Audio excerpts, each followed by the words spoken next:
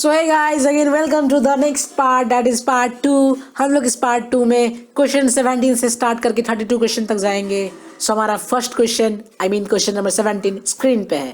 That is what does the following figure represent. ये figure क्या है? ये इलेक्ट्रॉनिक कॉन्फ़िगरेशन मेरे को लग रहा है। यस ऑब्वियसली ये एक इलेक्ट्रॉनिक कॉन्फ़िगरेशन है, लेकिन ये कौन सा एलिमेंट का है हम लोग को पता लगाना है।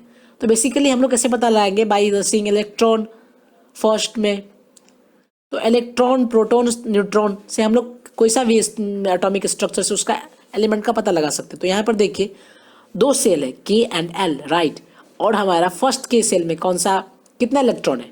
2 इलेक्ट्रॉन। और दूसरा सेल में 4 electron. It means total 6 electrons है, राइट। सो ये स्ट्रक्चर क्या चीज़ का है? क्या वो सोडियम का है या ऑक्सीजन का या नाइट्रोजन का या कार्बन का? सो ये स्ट्रक्चर कार्बन का है। We all are familiar about this. So our option B is correct. Correct. Okay guys, हमारा ऑप्शन बी करेक्ट हो चुका है यहाँ पर। चलिए अब दूसरा क्वेश्चन में चलते, दैट इज क्वेश्चन 18 ऑफ 32। हमारा नेक्स्ट क्वेश्चन हमारे स्क्रीन पे ये रहा। What is used for cutting and drilling metals, glass etcetera. कौन सा चीज, कौन सा सब्सटेंस यूज होता है for cutting the metals, glass etcetera. Hard hard चीज को कट करने के लिए कौन सा चीज यूज होगा? क्या वो ग्रेफाइट है? ग्रेफाइट तो नहीं होगा ना, क्योंकि ग्रेफाइट एक नॉन मेटल है और एक नॉन मेटल से कुछ कटिंग वटिंग ये सब नहीं हो पाएगा। और कोल तो हो ही नहीं सकता। डायमंड, डायमंड जरूर होगा। So option C diamond is correct option. Correct. Now moving to the next question, our question is organic compounds have, उसके पास कौन सा बॉन्ड होता है? कोवैलेंट बॉन्ड या आयोनिक बॉन्ड? सो देखिए हमारे ऑर्गेनिक कंपाउंड में कार्बन भी आता है और आप लोगों को पता ही होगा कार्बन के पास 6 इलेक्ट्रॉन होता है। सो उसको स्टेबल होने के लिए, नेचर में स्टेबल होने के लिए 4 इलेक्ट्रॉन लूज करना पड़ेगा या फिर उसको गेन करना पड़ेगा, जो कि पॉसिबल ही नहीं है, क्योंकि 4 इलेक्ट्रॉन लूज करने के लिए अथवा और गेन करने के लिए बहुत सारी एनर्जी की रिक्वायरमेंट होती है। सो वो क्या करते हैं? वो शेयरिंग करते हैं, जिसकी वजह से कोवैलेंट बॉन्ड बन जाता है। सो हमारा करेक्ट ऑप्शन होगा A, covalent bonds. Correct. Guys one small mission for you before going in the question number 20। Please please please like this video if you are liking the questions. Please like कीजिए video को। चलो 3 घंटे तक आप फटाफट जाके like कीजिएगा। 3 2 1। तो आपने वीडियो को लाइक कर दिया होगा। Okay, so now let's move to the question number 20 of 32। और हमारा 20 नंबर का क्वेश्चन ये है कि which of the following are insoluble in water.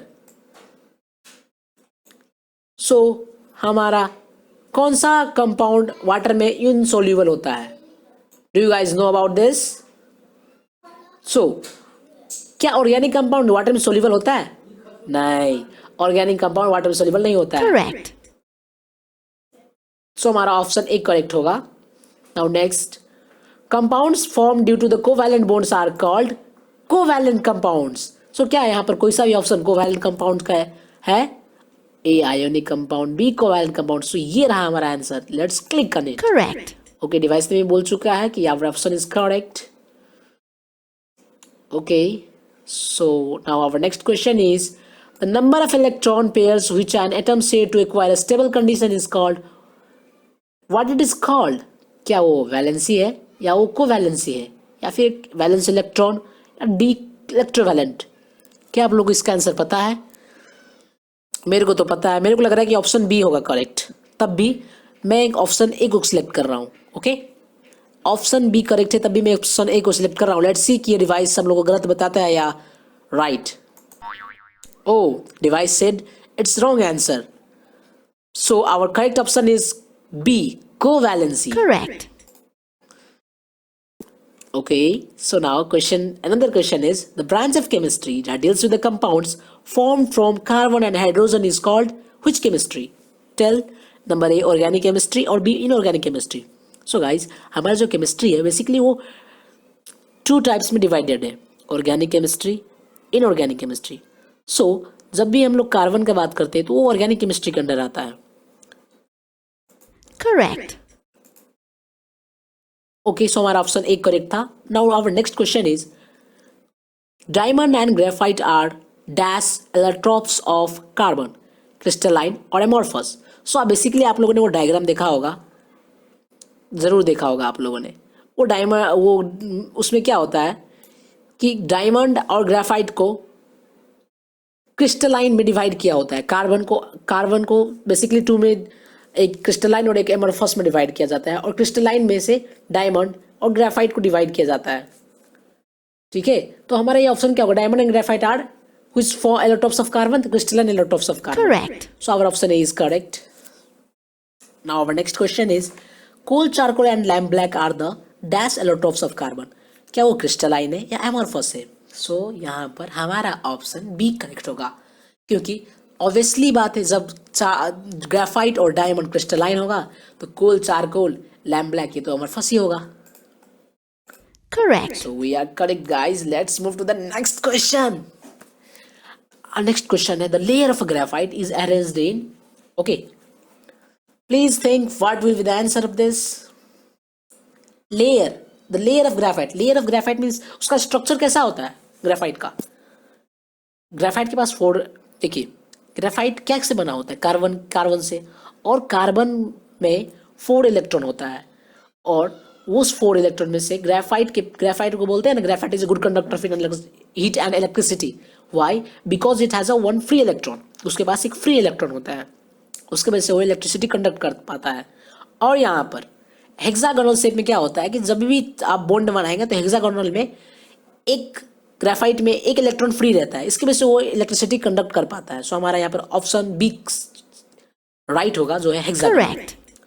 Now our next question is 3, 2, 1. Okay, what happens when carbon burns in oxygen? यदि कोई सा भी कार्बन को हम लोग ऑक्सीजन में बर्न करेंगे तो क्या होगा? ऑब्वियस है, कार्बन डाइऑक्साइड ही प्रोड्यूस होगा. जब डायमंड को भी बर्न किया था तो कार्बन डाइऑक्साइड ही निकला था. इससे हम लोग ने क्या प्रूव किया कि diamond is also a compound of carbon.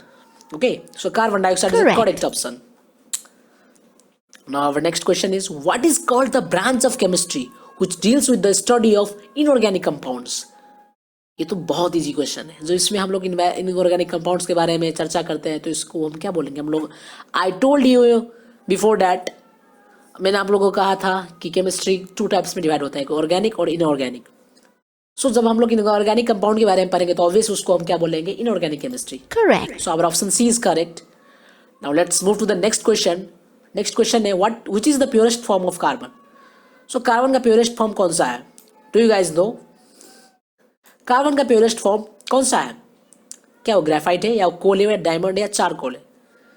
तो कार्बन का प्योरेस्ट फॉर्म डायमंड होता है. Option C is correct. Now let's move to the next question, that is question 30 of 32. What is the hardest substance known? अब तक कौन सा ऐसा hardest substance है जो पता लगाया चुका है? कौन सा वो? क्या वो ग्रेफाइट है या गोल्ड है या आयरन? आप लोगों में से बहुत लोग सोच रहे हो कि गोल्ड, लेकिन no guys, diamond is the hardest substance till now. Correct. Okay, उसका स्ट्रक्चर ही बहुत हार्ड, आई मीन जब भी हम लोग डायमंड का स्ट्रक्चर देखते हैं तभी उसका स्ट्रक्चर बहुत हार्ड तरीके से बना हुआ होता है.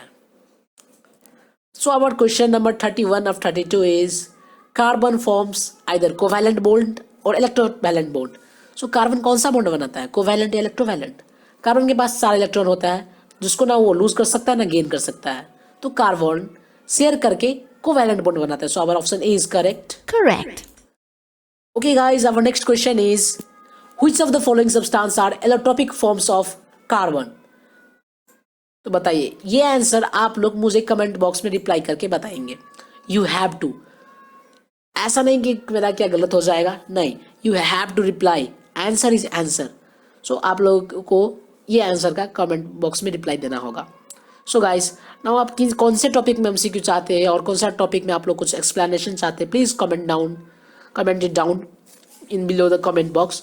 सो आप लोगों को जो सा भी टॉपिक में चाहिए कि मेरे को इस टॉपिक में चाहिए एमसीक्यू, आप मुझे बताइए, मैं उस टॉपिक में एमसीक्यू तैयार पारूंगा जो आपके एंट्रांस टेबल में भी काम आ सकता है.